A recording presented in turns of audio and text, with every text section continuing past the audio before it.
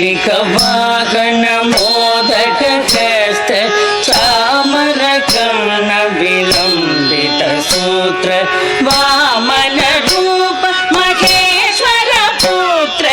दीन विनायक पाद नमस्ते मूषिकवाहन मोदकहस्त चामरकर्ण विलम्बित सूत्र वामन रूप महेश्वर पुत्र दीन विनायक पाद नमस्ते दीन विनायक पाद नमस्ते सरस्वती नमस्तुभ्यं वरदे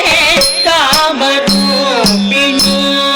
विद्यारम्भं करिष्यामि सिद्धिर्भवतु मे सदा सरस्वती नमस्तुभ्यं वरदे कामरूपिणी विद्यारम्भं करिष्यामि सिद्धिर्भवतु मे सदा सिद्धिर्भवतु मे सदा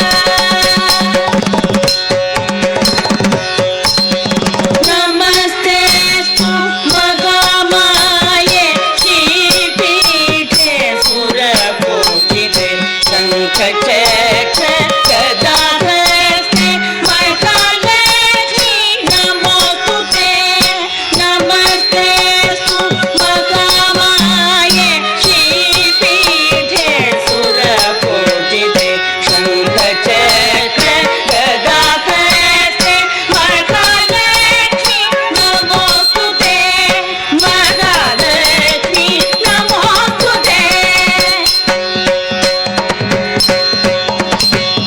आङ्गिकं भुवनं